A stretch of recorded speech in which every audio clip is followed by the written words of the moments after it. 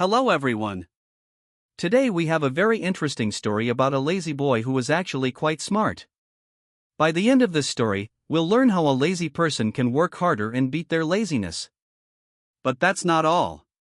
While we listen to the story, we will also learn some new words and how to make sentences with them. This will help us practice English in a fun and easy way. So, stay with us till the end. Once upon a time, in a small village, there lived a young boy named Ryan. He lived with his parents in a small house on the edge of the town. Ryan was very lazy.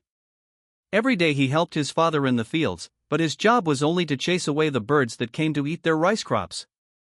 Most people use sticks or slingshots to chase the birds, but Ryan didn't want to move too much. So, he built wooden poles in different parts of the field and connected them with ropes. This way, he could scare the birds without standing up. He could lie down and relax. His father was a bit worried about his laziness and thought, "If I get sick, how will Ryan take care of everything?" But since Ryan always finished his work, his father never got angry. One summer during a dry season, his father got very sick and Ryan had to take care of the whole field by himself. He tried, but he wasn't used to hard work. After a few weeks, the crops started to die because they didn't get enough water and Ryan couldn't save them alone. That night, Ryan sat outside under the stars, feeling useless and disappointed. He thought, "Why didn't I ever try harder? Now my family's hope is gone." The next morning, he heard people talking in the village. Ryan went to see what was happening. There, a soldier was announcing a big competition at the king's palace. The winner would get a chest of gold. Ryan thought, "This could save my family." Without thinking much, Ryan said he would join the competition. The villagers laughed. They thought, how can someone as lazy as Ryan win against strong people from all over the kingdom? But Ryan didn't care. He had 3 days to reach the palace, so he left early. His parents didn't think Ryan would win, but they hoped this would make him work harder and change his lazy ways. After 3 days, the competition started. All the participants were gathered near a big lake. Many of them were strong and fit, which made Ryan nervous. How can I beat these people? He thought. Then, the rules were announced. They had to cross the lake, and the first 3 people to finish would go to the next round. The countdown started 3, 2, 1, go. Everyone jumped into the lake and started swimming, but Ryan stayed behind. He thought, "There's no way I can win if I just swim." Suddenly, Ryan had an idea. He ran into the nearby forest, found some broken branches, and made a small raft.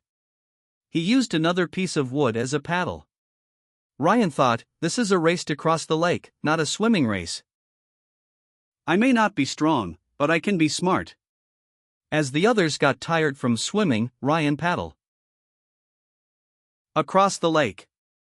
Slowly, but surely, he passed many of them. In the end, Ryan finished third and qualified for the next round. 2 other participants who were very strong also made it.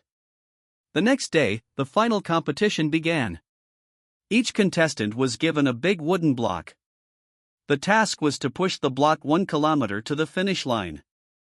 Behind them were many tools they could choose from to help them, but they could only pick one. The first contestant quickly grabbed a rope and started pulling the block. The second contestant took a piece of wood to use as a lever to move his block. Ryan, however, didn't rush. He thought carefully about the tools. "I can't win by using my muscles.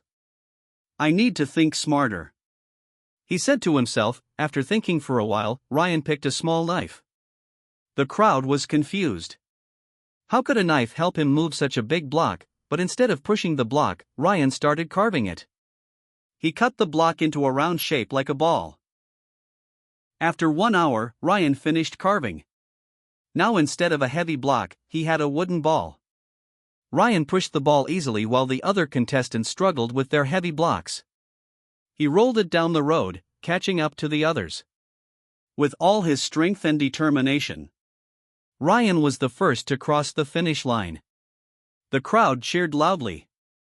No one had expected the lazy boy to win. This story shows us that lazy people can be smart. But to achieve something great, They need a big reason, like Ryan's love for his family. So, if you ever feel lazy, find a strong reason to work hard.